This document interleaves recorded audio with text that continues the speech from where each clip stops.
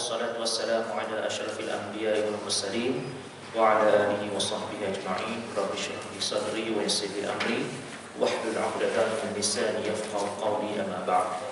Tuan-tuan, puan-puan yang saya rahmati Allah Subhanahu wa taala sekalian, assalamualaikum warahmatullahi taala wabarakatuh. Alhamdulillah, pada malam ini sekali lagi kita bersyukur kepada Allah Subhanahu wa taala kerana dapat bersama-sama dalam majlis ilmu. Moga-moga perbincangan pada malam ini memberi manfaat kepada diri saya, tuan-tuan dan puan-puan yang hadir pada malam ini, insya-Allah. Sebagaimana yang kuliah-kuliah sebelum ni lah, ya, saya akan bawa satu isu dan cuba kita lihat isu itu dan apa penyelesaian yang kita boleh sama-sama bincangkan, ya. Sebelum ini, pada kuliah sebelum ini telah kita bincangkan isu yang berkait bagaimana dalam majlis ilmu itu kita seharusnya beradab terhadap guru kita, ya. Antaranya kita adalah menggembirakan hati guru dan sebagainya, yang telah kita bincangkan secara panjang lebar pada kuliah yang lalu. Disebabkan isunya yang timbul, ramai di kalangan para pelajar ataupun murid-murid hari ini nampaknya kurang memberi perhatian lah kepada pengajaran guru dan juga kurangnya adab-adab. Mungkin disebabkan mereka jahil ataupun, ya, sengaja, kita tak pasti, tetapi itulah hakikat yang berlaku pada hari ini. Jadi pada malam ini pula saya akan bawa tajuk lebih kurang macam inilah, ya. Mesti berilmu, ya, berilmu sebelum beramal, ya, berilmu sebelum beramal. Sebabnya ada satu ketika dahulu dalam bukan dahululah, dalam seminggu dua ni, ya, ketika solat Jumaat, apa yang menyedihkan saya lah, ya, yang berlaku setahun dua tahun lepas memang terserempak dengan saya. Seorang pakcik tua ketika mana khatib membaca khutbah, dia duduk baca surat khabar, ya. Sebab setengah masjid tu memang diedarkan surat khabar percuma lah, dia letak di masjid. Jadi mungkin semasa dia nak masuk masjid tu, dia ambil dan sambil-sambil dengan khutbah tu dia belek macam tu. Jadi nampaklah, kita kata perbuatan itu bercanggahlah dengan ilmu yang kita ketahui bahawa semasa makmum mendengar khutbah, hendaklah memberi perhatian sepenuhnya kepada apa yang disampaikan oleh khatib. Mungkin disebabkan dia jahil, ya, kita tidak pasti. Kemudian seminggu dua minggu ni pula, tak ingat minggu ni ke minggu lepas, juga terserempak dengan saya, ya, bukan lagi baca surat khabar, tetapi buka telefon bimbit, tengok WhatsApp. Dia tak adalah, dia kata dia balas WhatsApp, tak, dia cek lah WhatsApp, klik buka, baca lah, seolah-olah kita katakan tak memberi tumpuan lah kepada penyampaian khutbah. Lebih-lebih lagi sekarang ni dengan teknologi yang ada ni, kita dapat tahu lebih awal apa kandungan khutbah yang akan disampaikan pada hari tersebut, ya. Sebab kita buka lah website majlis agama, jabatan agama, kita akan secara mudah, ya, versi bahasa Jawinya, versi bahasa Melayu, Jawinya, ya, dan PowerPoint-nya, yang slide-slide itu semua ada. Maknanya kalau kita baca kat rumah tu, seolah-olah kalaulah kita ni tak jahil lah, ya, kita baca kat rumah, kita tahu dah, datang tu boleh jadi kita tidur, boleh jadi kita buat benda lain. Sebab benda sama je apa yang akan disampaikan tu dengan apa yang dikeluarkan dalam website. Mungkin tujuan dikeluarkan dalam website itu adalah untuk memudahkan kita, ya. Itu memang tidak salah, tetapi yang salahnya adalah kita. Mungkin berlaku benda ni disebabkan kejahilan kita lah, ya. Perlu ke tak perlu saya katakan bahawa mungkin khutbah hari ini mesti berkhutbah tentang tajuk khutbah tu sendiri, ya. Khutbah khatib ni bincang tajuk khutbah tu, tak perlu bincang tajuk lain. Khutbah ialah apa, kepentingan apa, makmum kena buat apa, biar dia faham. Sebab kalau saya cerita malam ni lah, contohnya makmum mesti apa, yang buat tu tak ada malam ni. Satu. Kemudian kalaulah kita katakan IJT masjid ke apa buat pengumuman, dia datang lewat, kita nak teka dia tu bila, ya. kuliah maghrib dia tak datang, subuh tak datang, apa tak datang, payah dah. Kalau kita seolah-olah macam ni, tak selesai masalah lah. Orang lain buat salah, kita cerita pada orang lain, tak selesai masalah. Kalau nak selesai juga, berkemungkinan lah caranya ialah ambil salah satu khutbah tu, ya. Saya tak pasti surau ni mesti ikut 100% ke tidak khutbah. Sebab ada setengah surau tu, kalaulah kita tidak terikat sangat dengan Jabatan Agama, kita ada peluang lah ambil 1 minggu tu ke, kita buat teks sendiri, kita panggil siapa-siapa, tak, maknanya teks yang kita rasakan apa yang perlu disampaikan. Mungkin ketika itu kita cadangkan, kita pilihlah ustaz mana-mana cuba cerita tentang adab-adab makmum ketika mendengar khutbah. Pada masa itu mungkin dia ada. Ya, kalau dia datang lewat ke, dia datang awal ke, dia boleh dengar belakang. Tapi kalau buat pengumuman sebelum khutbah, saya rasa dia tak ada lagi. Ya, sebab ramai ni, semakin ramai tengok hari ni, yang bukan di sini saja, tempat-tempat lain dan sebagainya, kita tengok macam yang tidur tu dah pada zaman dulu lagi, yang tu tak ada masalah. Sekarang ni ada handset ni, ya, ada handset, ada apa ni. Jadi mungkinlah saya beranggapan, kita bersangka positif, mereka ni tidak tahu tentang apa yang patut dibuat semasa mendengar khutbah dan apa yang tak sepatutnya dibuat sehingga mengurangkan pahala solat Jumaat. Jadi masa khutbah tu kita ceritalah apa benda patut buat, perkara apakah yang menghilangkan pahala Jumaat itu. Ya, perkara apa yang menghilangkan Jumaat. Jadi khutbah tu cerita tentang khutbah juga. Pelik ke tidak pelik tak tahulah, tapi tak apa, tak ada masalah. Khutbah cerita tentang khutbah. Ya, khutbah zaman Nabi macam mana, khutbah sekarang macam mana. Contoh, khutbah zaman Nabi, kita cerita. Zaman Nabi dulu khutbah pendek, sembahyang panjang. Hari ni khutbah panjang, sembahyang pendek. Kalau setengah tempat pendek belaka ada juga. Khutbah pendek, sembahyang pendek. Ya. Kalau khutbah pendek sembahyang panjang, ramai bising juga rasanya. Sebab apa? Berdiri lama. Tapi kalau duduk lama, okey. Sebab manusia ni, kalau kita tengoklah hari ni, duduk lama boleh. Sebab dia ada hak-hak dia. Kalau berdiri, mungkin tak lama sebagaimana duduk. Sebab tu kita tengok hari ni kan, duduk setengah jam okey lagi, 40 minit okey lagi. Duduk. Naik kereta duduk, tak ada berdiri. Nak balik kampung duduk, lama tak apa. Dalam bas, dalam kapal terbang, dalam apa, duduk. Duduk tu, ramai duduk. Ya. Dalam TV tengok pagi-pagi rancangan, duduk belakang, Selamat Pagi Malaysia ke, apa duduk belakang tengok dah. Baca berita duduk. Kadang-kadang berdiri, tapi banyak duduk. Nak ceritanya duduk tu boleh lama. Ya. Itu manusia lah, ya.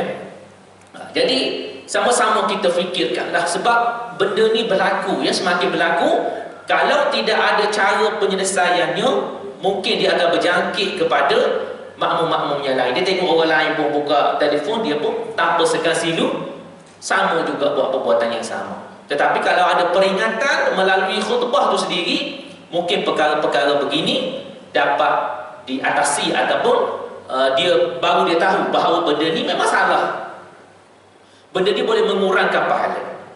Okey. Itu isunya saya nak bawa. Jadi macam mana ulama mengatakan bahawa kena ada ilmu dulu baru beramal. Pertama sekali kita petiklah, ya, ayat Quran.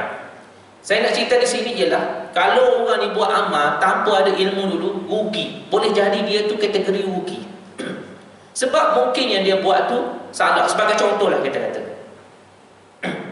ya, ayat Quran menyebut wal 'asr innal insana lafi khusr. Demi masa. Kalau kita buka tafsir, dia ada, boleh jadi ada dua pandangan wal 'asri. Ada kata demi masa, ada masa. Ada yang mengatakan waktu solat asar. Demi waktu solat asar. Ya, demi masa, biasa kita dengarnya demi masa. Sesungguhnya manusia itu berada dalam kerugian.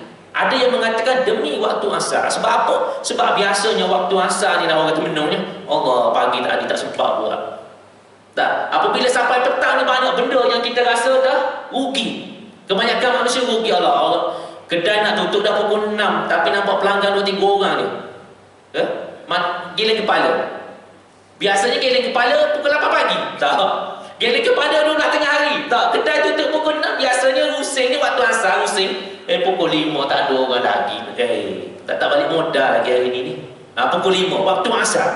Jadi munasabahlah waktu asar pun dikatakan manusia itu dikaitkan dengan rugi. Ini boleh jadi juga tafsiran begitu. Ya, sebab ada dalam kitab tafsir. Jadi demi masa sehingga manusia itu berada dalam kerugian illal ladzina amanu wa amilus shalihat.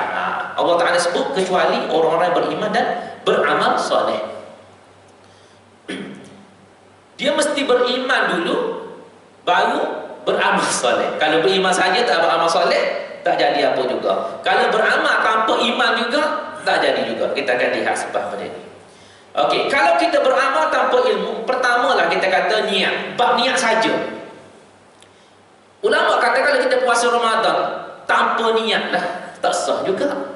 Ya, niat tu sendiri. Sebab apa penting niat? Niat nak beza, ya. Nak beza antara ibadat ke tidak ibadat. Kalau kita naik masjid, kita niat tahiyatul masjid, dapatlah pahala sebab niat tu. Tapi kalau kita lama duduk atas masjid tak niat i'tikaf, tak dapat pahala. Niat itu yang membezakan antara adat dan ibadat, dapat pahala ataupun tidak. Kemudian ikhlas. Kalau kita beramal tapi kita tidak ada keikhlasan, ya, maka tidak akan diambil kira di sisi Allah Ta'ala. Kalau tanpa ilmu juga, contoh kita beramal tanpa ilmu, tapi kita ikhlas buat benda tu, ikhlas kita buat benda salah, ya, macam orang mencuri ikhlas juga. Saya ikhlas mencuri sebab mungkin bagi dia mencuri itu satu yang menyeronokkan. Dia ikhlas buat benda tu, tapi buat benda salah. Disebabkan apa? Tidak ada ilmu. Okey. Rugi juga kalau kita tanpa ilmu kita beramal. Contohlah kita kata macam tadilah, semasa dengan khutbah tadi buat benda lain, baca surah khabar ke, ya, buka internet ke, baca WhatsApp ke dan sebagainya. Itu merugikan kita. Ya, banyak lagi lah benda-benda lain, ya. Kalau kita sembahyang, kalau kita tidak khusyuk, ya, maka itu juga akan merugikan kita. Oleh sebab itulah kita memerlukan kepada ilmu sebelum beramal. Sebab setiap ibadah tu dia ada syarat tersendiri. Setiap ibadah tak sama. Ya. Solat dia ada syarat dan rukun dia tersendiri. Ibadat puasa dia ada rukun dia tersendiri. Jadi sebab itu kita kena belajar, kita kena ada ilmu. Okey, untuk itu, ya, saya merujuk ke kitab Minhajul Abidin, ya. Mungkin kitab ini telah pun dibelajar di sini, ya. Saya petik saja dalam bab yang pertama tentang bab ilmu, ya. Iaitulah berkait dengan berilmu sebelum beribadat. Dia kata apa, ya? Ketahuilah, maka sesungguhnya ilmu itu diibaratkan sebagai pokok. Ya, ilmu itu ibarat seperti pokok, dan ibadat pula diibaratkan sebagai buahnya. Maka kemuliaan itu adalah bagi pokok kerana ianya merupakan asal, tetapi yang memberi manfaat ialah apa yang terhasil daripada buah. Pokok itu adalah ilmu, buahnya adalah amal kita. Ya, tak mungkin ada buah tanpa pokok. Kalau begitu maka tidak dapat tiada, ya, tak dapat tiada ni mestilah bagi seseorang hamba itu mempunyai habuan dan bahagian daripada kedua perkara ini, iaitu ilmu dan ibadah. Kerana ini Hasan Basri rahimahullah telah berkata, tuntutlah olehmu ilmu ini sebagai tuntut yang tidak memberi mudarat kepada ibadah, dan tuntutlah pula ibadah ini sebagai tuntut yang tidak memberi mudarat kepada ilmu, iaitu dengan tidak mengabaikan salah satu daripada keduanya, bahkan hendaklah diseimbangkan menjadi seiring jalan. Okay. Bahawasanya tatkala tetaplah kedudukan ilmu dan ibadah itu penting, ya, dua-duanya penting belaka. Kena ada ilmu dulu baru kita beramal. Tidak dapat tiada bagi seseorang hamba itu memiliki kedua-duanya sekali. Maka sudah tentu ilmu itu tidak dapat tiada terlebih utama didahulukan, kerana ianya merupakan asal umbi dan juga merupakan dalil petunjuk jalan ibadah. Kerana itu Nabi SAW telah bersabda, al-ilmu imamul amal wal amal tabi'uhu. Yang bermaksud ilmu itu merupakan imam kepada amal, duduk depan, ya. Sedangkan amal itu pula menjadikan pengikutnya sebagai makmum. Sesungguhnya telah jadi ilmu itu asal yang diikuti oleh yang lain yang memastikan anda mendahulukan daripada ibadah disebabkan oleh dua perkara. Sebab apa ilmu itu kena duduk depan? Yang pertama, supaya hasilnya bagi anda ibadah yang sebenar dan ianya terselamat daripada cacat celalah. Maksudnya supaya ibadah yang kita buat tadi ibadah yang benar, ibadah yang benar, ibadah yang tepat, ibadah yang kendaki dalam Islam. Ya, apabila ibadah itu benar, maka diterima oleh Allah Ta'ala. Kalau ibadah itu salah, berkemungkinan akan ditolak oleh Allah Subhanahu Wa Ta'ala. Yang keduanya, tujuan apa? Dan adapun perkara yang kedua yang mewajibkan anda mendahulukan ilmu daripada ibadah, kerana sesungguhnya ilmu yang bermanfaat itu akan membuahkan rasa takut dan haibah kepada Allah Ta'ala. Sebagaimana firman Allah Ta'ala, innama yakhshallahu min ibadihil ulama. Yang bermaksud sesungguhnya yang takut kepada Allah daripada segala hambanya ialah para ulama. Jadi ada dua kesan. Kalau kita berilmu dulu baru beramal, yang pertama, amal kita tadi diterima oleh Allah Ta'ala kerana kita mengikut cara dia, amalan itu, syarat rukun dia. Yang kedua, apabila kita beramal, semakin rasa takut kepada Allah Ta'ala. Ya, itu amalan yang betul. Kena ada ilmu dulu. Kalau kita buat dulu, boleh jadi ditolak. Yang kedua, boleh jadi tidak ada kemanisan beramal itu, tidak ada ketakutan kita kepada Allah Ta'ala. Sebab kita ni apabila kita belajar, kita kenal Allah Ta'ala, kita semakin takut kepada Allah Ta'ala. Ya, itu baru betul. Tapi kalau semakin tak takut, semakin jauh, itu kena cek lah di mana silap. Silap dia punya amalan yang kita lakukan itu. Okay. Kemudian kalau kita lihat juga,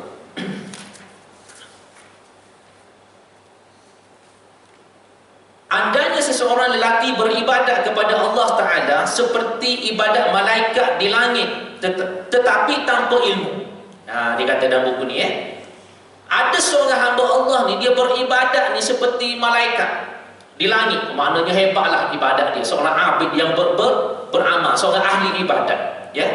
Tetapi tanpa ilmu, ikut-ikut orang ke, ya, orang dengar khutbah dia pergi khutbah, orang solat tarawih dia solat tarawih, tanpa ilmu, ya. Solat tarawih tu 20, tapi solat maghrib berjemaah tak datang. Dari mana dapat? Kalau dekat situ, kalau orang dari sudut ada ilmu, yang mana patut didahulukan? Yang fardu ke yang sunnah? Fardu. Aulawiyahnya yang fardu. Kan? Solat, kalau kita tengok, kalau orang tanpa ilmu, dia kata, aku rasa Ramadan tahun ni bermakna sebab 20 rakaat tu memang boleh buat tiap-tiap malam. Tapi kalau tanya solat fardu, tak datang. Datangnya solat berjamaah, solat tarawih yang sunnah.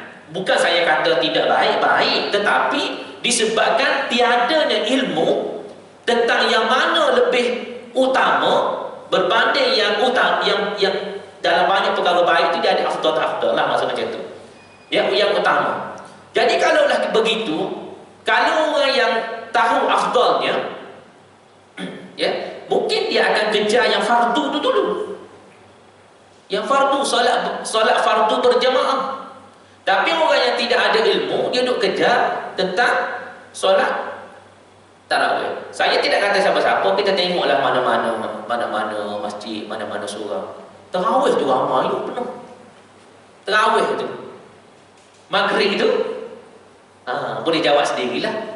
Solat-solat lain tu, adakah seramai solat tarawih? Tu. Kalau kita naknya semua sekali penuh lah, itu dia naknya. Aulawiyahnya, ya. Tapi kita menghidupkan Ramadan ni Salat tarawih. Yang sunat tu kita utamakan, tapi kita lupa ada lagi yang lebih utama. Sebab tu kita nak ada ilmu, kita belajar. Apabila kita ada ilmu, tak berlaku benda-benda tadi. Sebab tu dalam kitab ni sebut, dia kata kalau seorang seperti ibadat malaikat di langit sekalipun tapi tanpa ilmu, nescaya adalah dia daripada golongan orang-orang yang rugi. Rugi juga. Buat amal ibadat banyak pun kita kena rugi juga. Sepatutnya tidak lah. Sebab itu dalam surah Al-Mulk tu sebut kan, ahsanu amala tu amalan yang terbaik, yang berkualiti, yang tahu yang mana utama, yang tidak utama. Dalam hidup kita pun macam itulah juga. Kita kena tahu perkara daruriyat apa dia, perkara hajiat apa dia, perkara tahsiniyat apa dia dalam hidup kita ni, barulah terurus hidup kita. Contoh perkara yang penting dalam hidup kita, tentang ada beberapa perkara lah yang penting tentang makan minum. Mana kalau tak makan tak minum ni memang boleh matilah. Mesti ada apa lagi? Mesti ada tempat tinggal. Tak mampu beli kena menyewa. Takkan nak buat kemah sekejap, kemah surau lepas tu pindah kemah masjid pula, berpindah gadah keluarga kita kemah. Tetapi hari ini memang ada orang tidur dalam van. Saya dapat daripada yang pernah turun ke lapangan ni, dia kata satu keluarga tu tidur dalam van, anak beranak dia. Tak ada rumah. Ya tu okey juga ada van lah. Yang tak ada van, dia tidur rata-rata bawah jambatan, bawah apa tu. Beranak bina juga. Maksudnya tempat tinggal tu perkara yang keperluan juga. Selain daripada itu, pakaian. Manusia ni jenis kena pakai baju. Kena pakai baju. Manusia ni kalau tak pakai baju, nampak pelik. Tapi kalau binatang, kalau pakai baju, nampak pelik. Dia terbalik. Lembu kita pakai baju, nampak pelik. Pakai kasut, nampak pelik. Kucing pakai baju, nampak pelik. Tapi manusia ni, jenis dia kena pakai baju, baru nampak tak pelik. Kalau binatang, jenis dia macam tu je. Tak perlu pakai baju, tak perlu berpakaian. Jadi oleh sebab itu, manusia ni perlu kepada pakaian. Minum, makan, minum, kena perlu nak hidup. Pakaian, tempat tinggal. Boleh jadi satu lagi adalah pendidikan. Ada setengah orang tak nak bagi pendidikan. Ada satu kes tu saya dapat tahu daripada orang yang terlibat dengan pusat zakat lah, murid saya lah, dia cerita isteri dia 4, anak 21, tinggal rumah kedai tu dia tinggal atas tu, bilik 1, yang lain tu hilang penuh. Anak 21, tak ingat anak nama apa sekali. Dah anak 21, isteri 4, bilik 1 di atas. Jadi dia mohon pusat zakat lah sebab dia susah. Apabila pusat zakat ni, apabila ada permohonan, dia akan pergi siasat. Apabila pergi siasat, anak-anak isteri semua takut nak bercakap. Anak-anak dipaksa supaya menjual kuih. Dia jual kuih lah. Dengan cerita adalah beberapa tempat dia jual kuih. Jadi pusat zakat ni bantulah mempersekolahkan anak dia. Sebulan 2 bulan rasanya ayah dia tak bagi anak sekolah. Sebab apa? Nak suruh jual kuih. Itu yang berlaku dalam masyarakat kita lah, yang ada pada hari ini. Nampaknya ialah kita pun tidak pernah dengar juga benda-benda macam ni kan. Tapi berlakulah. Minta pusat zakat bantu hidup dia. Tapi nampaknya bantu nak anak tu mendapat pendidikan, satu keperluan asas juga. Tapi ialah mak ayah dia pula lah jadi macam tu. Okay. Jadi itu keperluan yang mesti ada. Kemudian tahsiniyah ni macam kehendak lah. Kehendak. Kadang-kadang kehendak ni perlu jadi keperluan sekarang. Macam telefon. Suatu ketika dulu telefon ni saya rasa bukan keperluan. Ada tak ada tak apa. Nak buat temu janji pun jumpa juga, tak ada telefon pun zaman dulu-dulu. Tak ada masalah. Tapi sekarang ni, sekarang ni gelisah lain macam kalau telefon tu tidak bersama dengan kita. Seolah-olah nyawa kita, seolah-olah kalau dia tertinggal ke apa ke, jadi hidup kita rasa tidak selesa. Sebenarnya benda selesa tak selesa ni kalau ikutkan sebenar, disebabkan sentiasa kita buat. Kalau kita tak buat, dia jadi tak selesa. Disebabkan sebati tadi, sebati dengan kita lah, selalu ke hulu ke hilir kita, mana-mana kita sentiasa bawa dia. Tiba-tiba satu hari tak bawa, gelisahlah kita. Sebab tu dia sebenarnya, ya? Kalau tak ada sehari dua, hidup lagi kita, insya-Allah lah. Dia tidak kata tak hidup disebabkan tu, tak. Dia bukan tahap tak makan, tak minum tadi, ya. Tapi kalau amal ibadat lain pun, kalau boleh jadi macam tu juga, ya. Kita perlukan latihan untuk buat amal ibadat. Latihan. Ada setengah orang kena latih daripada kecil lagi, ya. Kalau kita dah dewasa tak buat, maka kita kena latih buat. Apabila kita latih, ya, hari demi hari, ulang punya ulang, akhir sekali kalau kita tak buat, kita rasa gelisah. Ya, itulah sebenarnya sama sahaja. Ya, sama sahaja. Kalau kita naik, contohlah kalau kita selalu bersedekah, naik masjid, naik surau, mesti kita letak duit. Tak banyak, sikit. Tak sikit, banyak. Tiba-tiba tertinggal habis duit, rasa gelisah saja sebab tak mampu nak bagi masjid. Maknanya kita dah biasa. Perlukan kepada latihan. Benda baik ni perlukan kepada latihan. Macam juga kita kata, ada setengah orang tu susah nak sebut terima kasih. Sebab dia daripada kecil lagi tidak dibiasakan sebut terima kasih. Benda mudah saja. Kalau orang bagi barang, orang bantu dia, dia tak pernah sebut terima kasih. Ya, sebab ada jenis orang ni memang macam tu. Dia tidak biasa sebut terima kasih. Ya, ada setengah orang dia nak terima kasih. Memang benar. Tapi kalau dia sebut terima kasih, tak apa dah, minta. Terima kasih pun tak sebut. Dah lah, tidak bayar balik. Terima kasih pun tak sebut. Jadi kalau boleh sebut terima kasih pun dah lega dah orang, ya. Sebab kan tidak biasa. Tidak biasa. Macam malas juga. Malas juga ada ahli motivasi ke sebut. Memang dia tu memang daripada kecil lagi jenis malas dah. Jenis malas dah. Bukan malas dia datang. Ada setengah orang malas dia datang ketika-ketika tu lain cerita. Dia ikut mood. Dia ikut mood, ni rasa rajin, dia rasa malas. Tapi ada jenis manusia ni memang malas dah dia tu. Kategori malas dah. Ada juga manusia jenis itu. Ya, sebab tu kita minta Allah Ta'ala berlindung. Allahumma inna na'udzubika minal ajzi wal kasal. Minta jauh daripada lemah semangat dan juga rasa malas. Kita hidup ni banyak benda kita nak buat, kan. Ada ketika kita rasa serabut, ada kita rasa banyak benda, tapi rasa tenang, rasa luas. Okay. Kita alami belaka. Kalau kita baca doa Allahumma syrah lana sudurana, tu kan?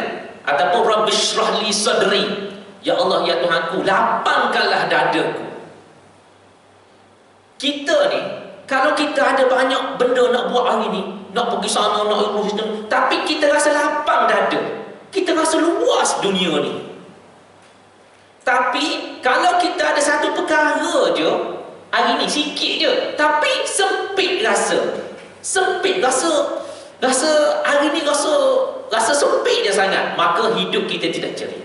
Sebab itu kita minta dengan Allah Ta'ala, Rabbi syrahli sadri. Ya Allah, lapangkanlah dadaku. Apabila kita rasa lapang dada, kan, kita rasa seronok hidup ni. Walaupun banyak benda kita mampu tersenyum. Ya, sekejap lagi pukul 8 nak pergi sana, pukul 9 nak pergi sini. Kita dengar pun penat, tapi dia rasa lega. Sebab Allah Ta'ala luaskan. Puncanya dalam ni je. Kalau kita rasa luas, tindakan kita tu rasa seronok, kita sempat buat belaka.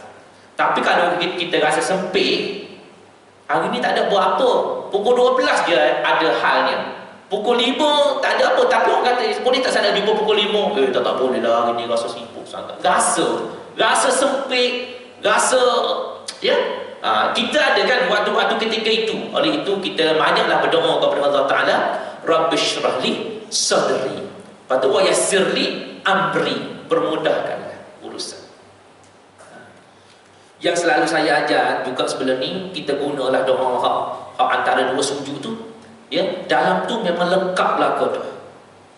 Boleh dikatakan lengkaplah. Rabbighfirli warhamni wajburni warfa'ni warzuqni wahdini wa'afini wa'fu anni. Ada beberapa perkara, kira sendirilah ya. Rabbighfirli, ampunlah aku, warhamni, rahmatilah aku, wajburni, cukupkanlah aku. Rasa cukup je. Kalau tidak rasa cukup ni masalah juga kita ni. Kalau kita rasa cukup alhamdulillah ya. Sebab rasa syukur ni untuk ke depan, untuk kita maju forward, maju ke depan. Kalau kita rasa tidak cukup, kita rasa resah melisah ya. Kalau kita nak maju ke depan, kita mesti rasa cukup, baru jiwa jadi tenang, boleh buat banyak benda. Kalau rasa tak cukup, rasa gelisah, ni tak kena, ni tak kena. Akhir sekali produktiviti menurun. Kalau nak produktiviti meningkat, rasa syukur. Syukur tu wajburni, rasa cukup dengan apa yang ada. Warfa'ni, tingkatkanlah kedudukan. Warfa'ni warzuqni wahdini, rezekikanlah kepadaku, berilah petunjuk kepadaku, wa'afini, ampunilah aku, wa'fu anni ya. Satu lagi saya sebut, kalau kita ni nak jiwa tenang, antara saya sebut tadi ialah kita syukur. Syukur ni kita rasa berpada dengan apa yang ada. Caranya ialah dalam hadis apa ada sebut, mesti kita lihat orang yang lebih bawah daripada kita. Jangan tengok orang yang lebih atas daripada kita. Memang kita sakit, tapi kita tengok orang lain sakit tak boleh bergerak, kita rasa alhamdulillah, syukur, aku sakit pun boleh lagi seminggu sekali keluar jogging. Aku sakit tapi boleh lagi naik motosikal. Orang lain sakit terlantar kat rumah. Kita kena tengok orang bawah pada kita, insya-Allah datangnya syukur. Apabila datang syukur, maka ke depan kita akan jadi lebih baik. Itu satu. Yang kedua, macam mana kita nak tenang juga, kita maafkan. Minta ampun dengan Allah Ta'ala, maafkan supaya jiwa kita tenang yang sebelum ni. Yang sebelum. Kalau asyik tu ingat yang sebelum ni, memang tak boleh buat apa kita. Memang tidak boleh buat apa. Kalau kita duduk tidur sekejap, kemudian datang hak sebelum ni, datang dosa-dosa sebelum ni, datang kesalahan sebelum ni, memang tak boleh buat apa kita. Tapi kita minta ampun dengan Allah Ta'ala supaya padamkan yang lepas-lepas, menyebabkan jiwa kita tenang, kita boleh bergerak ke depan. Pada masa yang sama kita syukur, kita boleh maju ke depan ya? Minta Allah Ta'ala beri kekuatan kepada kita untuk kita boleh ke depan ya? Dengan cara kita maafkan orang, kita minta ampun dengan Allah Ta'ala, dan kita bersyukur. InsyaAllah lah ya? Kita apabila kita bersyukur, dengan sendiri kita tidak banding-bandingkan kita dengan orang lain ya? Kita tak akan banding ya? Aku sebaya dengan dia, mengapa dia lebih, aku kurang. Memang kalau saya sendiri pun, tuan-tuan sekalian, kalau sebaya umur kan, kita tengok kita dengan yang lebih tinggi pada kita. Mungkin dia tu dari sudut kekayaan dia tinggi daripada kita, tetapi belum tentu jiwa dia tenang setenang kita. Belum tentu kesihatan kita sama dengan kesihatan dia. Tuhan bagi ni, manusia ni, kita ingat, manusia ni Tuhan beri, dia tidak sempurna. Sehebat mana pun dia, Tuhan tak bagi sempurna. Dia kaya tapi kulit gelap. Macam India kulit tapi kaya. Kita handsome tapi duit tak ada. Tak, Tuhan bagi tu adil. Kita tengok, oh dia ni kaya tapi kulit dia cerah aku pada dia. Maknanya kita tengok situ, syukur alhamdulillah lah. Tak duit tak ada pun tak apa kan. Nampak sedap klik sikit kan. Tak apa. Kalau sempurna belaka, jadi Tuhan dah. Mudah kata gitulah. Tapi manusia tidak sempurna. Tidak sempurna. Carilah memang tidak sempurna. Oleh itu jangan kita cari kelebihan orang nak banding dengan kita. Memang kita tak boleh banding lah. Kalau kita banding macam tu, sepatutnya kita tidak boleh buat perbandingan gitulah. Setiap orang tu Tuhan bagi kelebihan tidak sama ya? Tidak sama. Tuan-tuan boleh ukur sendirilah. Kalau kita tengok selalunya kita banding, dia kaya, tapi kadang-kadang rumah tangga dia hidup bercerai-berai, masalah itu pula ya? Masalah itu kaya tapi masalah keluarga. Kita ni duit tak ada tapi keluarga alhamdulillah, kan? Walaupun tidak kaya sangat pun, itu syukur, datang syukur memang jiwa tenang tu dah. Orang kata apa sekalipun, kita tetap dengan pendirian kita, kita bersyukur tentang apa yang Allah Ta'ala beri. Sebab Allah Ta'ala beri kepada kita mengikut kesesuaian kita. Kesesuaian kita. Kita minta apa Tuhan tak bagi, tempat tak sesuai dengan kita. Kita minta kaya, tak kaya-kaya sampai sekarang. Sebab apa? Kalau kita kaya sekarang, boleh jadi tak datang masjid, contohnya. Jadi Tuhan elok kamu tak payah bagi. Ya, kalau kamu asyik miskin je, sebab tu nampak duduk dalam masjid selalu tu sebab miskin, contohnya. Tapi ada setengah orang Tuhan bagi kaya, dia datang masjid. Sebab apa? Dia datang masjid, dia boleh infak je. Tapi kalau miskin, tak datang masjid pula, contohnya. Jadi kesesuaian yang Allah Ta'ala bagi tu kita kena akur. Mungkin sebab tapi masa solat hajat tu kita boleh minta belakang, minta pokok itu ini minta. Tetapi di akhir solat hajat tu kena sebut, ya Allah berikanlah jika ini yang terbaik bagi aku. Ya, jika aku minta ni terbaik sesuai bagi aku, berilah. Kalau tidak baik tak payah bagi, sehingga mudarat pada aku jadi itu jadi ini, tak payah bagi. Tapi ada setengah orang tak doa macam tu. Ya Allah aku nak juga, ya, tak boleh nak juga. Ni daripada tahun lepas lagi tak dapat. Tahun ni nak habis tahun pula dah ni. Ya, memaksa Tuhan tak boleh. Sebab Tuhan tahu bila yang terbaik untuk kita dapat. Ya. Duit macam tu juga kadang-kadang kita minta nak kaya, minta itu rezeki kan. Kita tunggu tak dapat. Tiba-tiba satu ketika dapat duit. Tapi dapat waktu tu boleh buat satu benda yang bermanfaat. Boleh beli rumah ke dapat waktu tu. Lepas tu kita terfikir, oh kalau dapat 10 tahun lepas tak beli rumah macam ni. Oh, beli benda lain. Tak tahu ke mana dah duit tu. Contohnya. Alhamdulillah lah dapat hari ni dalam keadaan macam ni. Ada kita macam tu. Oleh sebab itu kena sentiasa syukur. Sebab apa yang Allah Ta'ala beri dan apa Allah Ta'ala tak beri, setiap benda tu ada hikmah. Sesuai dengan kita, tak sesuai dengan orang lain. Macam juga kita tak boleh banding dengan orang lain. Suami isteri kita dengan suami isteri orang lain. Ya? Suami orang lain, contohlah, suami orang lain sesuai dengan isteri dia. Suami kita sesuai dengan kita. Suami kita tahan membebel, suami dia tak tahan membebel. Contohlah. Jadi kita tak boleh banding dengan dia. Oh, suami dia tu hebat, tapi bukan kaki surau. Suami kita kaki surau walaupun tak hebat. Jadi kita kena tengok apa keistimewaan yang ada tu. Jangan nak tengok kelemahan dia. Ya? Sebab ada setengah orang dia asyik duduk merendah-rendahkan suami dia, sedangkan suami dia ni kaki masjid. Yang tu dia bandingkan hebat, sedangkan bukan kaki masjid. Jadi benda-benda macam itulah harus kita sama-sama fikirkan. Okay. Jadi ilmu ni amat penting lah ya. Dalam ni pun ada sebut lagi, oleh itu bersungguh-sungguhlah anda pada menuntut ilmu dengan mencari. Ya, ilmu ni kena cari. Dia ada dua, ilmu laduni dan ilmu kasbi. Ilmu kasbi ni ilmu kena usaha. Kena usaha, kena ada kuliah, kena pergi, ya, kena masuk pesa, kena apa, kena cari. Kebanyakan manusianya yang ni dah kasbi ni dah. Ya, kena usaha. Ilmu kalau tak usaha tak dapat. Tapi ada sedikit lagi ilmu laduni. Tak pergi kuliah pun faham. Ya. Tidur pun boleh faham daripada orang yang tak tidur. Tu ilmu laduni lah tu. Ya. Duduk ujung-ujung, duduk belakang, nampak tidur tapi tanya boleh jawab. Tu ilmu laduni lah mungkin lah. Ya. Kalau ada macam tu hebat lah. Mana kita tahu kan dalam ramai ni. Ya. Okey, mempelajari dan mengaji, ya. Belajar, mencari, kemudian kita belajar, kemudian mengajarnya pula setelah pandang. Ni kita kena ajar pula. Jangan ilmu tu ajarnya paling kurang pada keluarga kita dan sebagainya.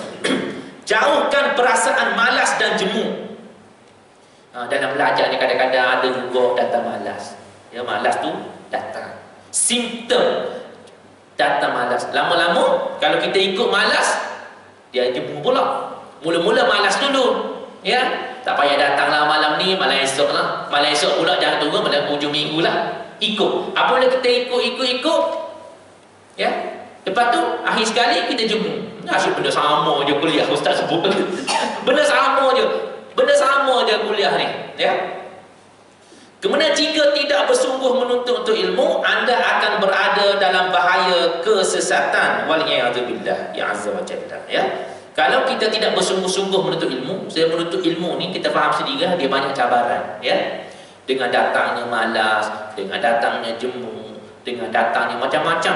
Tetapi kita perlu ingat, ya, ya, menuntut ilmu ni pahala besar di sisi Allah Subhanahu wa taala. Dan ilmu itu sendiri, kalau kita ada ilmu dulu kita beramal, kita akan dua kesan tadi. Pertama, saya ulang balik, amalan kita memang diterima oleh Allah Taala sebab kita ikut cara sebagaimana yang dikehendaki oleh syarak, ya. Yang kedua, akan ada perasaan takut kepada Allah Subhanahu wa taala. Apabila ada perasaan takut tu, dengan sendirinya kita tak akan buatlah benda-benda yang dosa. Tapi biasanya orang-orang mukmin ni dia rasa banyak dosa. Dia rasa banyak dosa, dia rasa banyak salah, tapi sebenarnya dia tidak banyak dosa. Itu orang mukmin. Dia rasa banyak dosa. Apabila dia rasa banyak dosa, dia banyak istighfar. Tapi kalau dia rasa, aku tak ada dosa hari ni rasanya. Rasa ni, tak ada mengumpat, tak ada apa, tak ada apa, rasa tak ada dosa. Apabila dia rasa tak ada dosa, dia tidak kurang istighfar. Ciri-ciri orang mukmin, rasa je banyak dosa, tapi tak buat, jangan kurang dosa. Implikasinya banyak istighfar. Kalau rasa tak banyak dosa, kuranglah istighfar. Ya? Tu. Jadi biasa dah orang mukmin ni dia rasa banyak dosa, ya Allah, menangis-nangis banyak dosa aku ni, rasa salah kan? Ya. Sebab kalau kita tengok pandangan Dr. Yusuf Qaradawi pun dia kata kalau duduk termenung tu dosa kecil dah. Duduk termenung. Sebab kita banyak sangat termenung kan. Naik kereta pun termenung, kereta kadang-kadang kaya juga naik kereta, naik motor lah. Kaya melayan-layak lah fikiran tu kan. Ataupun duduk saja-saja termenung, tu dosa kecil. Ya, dosa kecil. Tapi dosa kecil ni boleh dihapuskanlah dengan wuduk kita, dengan langkah-langkah ke masjid, ya. Hebat Allah Taala ni dia bagi, ya. Satu langkah tolak dosa, satu langkah yang sama tambah pahala. Tak ada lagi dalam sistem kita ni, ya. Kalau kita melabur RM1 jadi RM2, lepas tu tolak hutang pula. Macam dapat RM2. Tak ada lagi dah sistem kita. Kalau buat macam tu gebuk saya rasa, ya? Kalau adalah jenis skim keuangan macam tu lah, ya. Untung awak melabur 100, dapat 100,5, 50 meningkat, tapi 50 lagi tolak hutang, macam 100 dapat. Tak ada lagi sistem tu. Maksudnya kita melangkah ke sini, pahala bertambah. Bukan pahala tu diambil untuk tolak, tapi tolak dosa juga, serentak. Macam solat Jumaat lah juga, tak ada lagi orang amal. Kan kita ada baca kan, datang solat Jumaat awal, ada dapat unta, ada dapat apa, akhir sekali dapat telur lah. Dapat telur. Apabila muazzin tu azan, tutup buku lah. Malaikat tutup buku. Hari ni tak. Maksudnya, kalau solat Jumaat, dia ambil nama yang datang awal. Tapi hari ni, setengah tempat, dia ambil nama yang datang lewat. Yang datang awal tak ada apa-apa. Tak ada apa-apa penghargaan. Tak ada apa-apa hak anugerah. Contohlah di sekolah lah, contoh kita ambil mudah di sekolah. Kena ada sekolah 7.30. Ada datang 45, solat subuh di sekolah. Ada saya tak tahu. Rumah dia jauh, solat subuh di sekolah. Tapi ujung tahun tak ada anugerah apa, orang tak tahu pun dia datang awal. Nah, sebab duduk catatnya yang 7.20, kalau 7.30, 7.31 ada nama, 7.32 ada nama, 7.40 ada nama. Tapi yang 6.45 tak ada nama.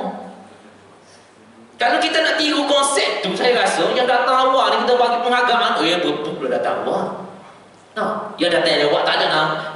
Kurang datang lewat. Yang dapat ni bulan ni satu datang awal banyak kali, dapat handphone besar, betul dah datang awal. Nah, surau gitu juga, masjid gitu juga kalau buat gitu, ya. Tidak tunggu lama lah. Dia datang sebelum azan, berapa orang bagi hadiah. Dia datang sebelum azan kan. Ni lepas azan, lepas kau mak duk tunggu lagi, mana lagi ni tak datang. Sebab ada setengah tu tunggu azan dulu baru nak ambil wudu. Tunggu azan tu, nampak lagi azan tu, baru nak siap-siap, lengah datang lah. Nak tunggu setengah-setengah surau lah, setengah-setengah surau tu kat kampung-kampung dah. Azan tu, Tok Bilal seorang je, mula-mula. Tok Bilal seorang. Lepas tu duk tunggu, Tok Bilal pun tak ada, dia pun jadi imam. Gitulah setengah-setengah kat kampung tu. Ya, yang Bilal tu jugalah jadi imam. Sebab tunggu, tak datang-datang. Tak. Jadi kalau buat anugerah macam tu, saya rasa berkemungkinan tak ramai datang Allah lah. Rebut lah sikit. Dia sebenarnya untuk motivasi lah, motivasi. Kita ambil yang datang awal, kita bagi penghargaan. Kan? Yang datang lewat pun kena ambil tindakan juga, nanti masalah juga ya. Setengah tempat kerja macam itulah, setengah ketika di satu tempat dululah. Contoh, lewat 5 minit, potong RM5. 5 minit je, ataupun 10 minit RM5. Lewat lagi potong tu. Lebih baik tak datang kerja lagi kau lewat sana. Sebab ada gaji kecil. Gaji kecil. Contoh, kalau setengah tempat tu dulu-dulu lah, 400 bulan. 400 bulan sehari RM4. RM4 sehari. RM15 ke contoh dah. Dah 10 minit potong RM5 dah. Tinggal RM10. Lepas tu kalau 15 minit potong pula RM10, tinggal RM5. Makan minum, minyak motor, kereta, hutang pula jadi. Lebih baik kalau lebih 15 minit, lebih baik tak datang dulu. Contoh lah. Ada sungguh benda ni. Dia tunggu dah, start dia tunggu dah lewat. Potong. Maknanya kalau gaji 400, tak pernah cukup 400 tu. Asyik dia potong banyak. Tapi yang datang awal, tak ada apa-apa. Sepatut datang awal, bagilah juga bonus. Barulah balance kan. Yang lewat ambil tindakan juga. Yang awal bagi hadiah, bagi penghargaan. Barulah nampak institusi tu ialah yang lewat pun bermotivasi dah datang awal. Sebab biasanya yang lewat ni muka sama je. Yang lewat ni muka sama je biasanya. Yang awal pun muka sama juga. Dan biasa-biasa je lah. Ya? Kita kenal dah lewat. Kadang-kadang dia datang awal, dia saja-saja lewat, sekali lewat. Ya? Sebab pemikiran dia tu kena ubah pemikiran. Kalau mula 8.30, dia fikir pukul 9 ada orangnya, 8 tak ada orang. Dia fikir macam tu dah. Ada setengah orang 8.30, lepas suku kena sampai dah sebelum 8.30. Cara berfikir itulah yang menentukan cara tindakan kita. Jadi kena ubah lah. Kena ubah cara berfikir lah. Macam tadi dah saya sebut. Kalau orang azan, biasanya dia lepas azan, dia 15 minit baru semayang. Dalam kepala dia 15 minit. Jadi dia pun bunyi azan tu pun dia tak ada buat apa lagi lah. Sebab biasa macam tu. Ya. Okey, jadi saya rasa setakat itu sajalah malam ini. Moga-moga apa yang sebut malam ni, kalau kita nak beramal, mesti ada ilmu terlebih dahulu, belajar terlebih dahulu. Sebab apa? Sebab setiap ibadat itu berbeza. Syarat dia berbeza, rukun dia berbeza. Ya. Sekian dulu. Assalamualaikum warahmatullahi wabarakatuh.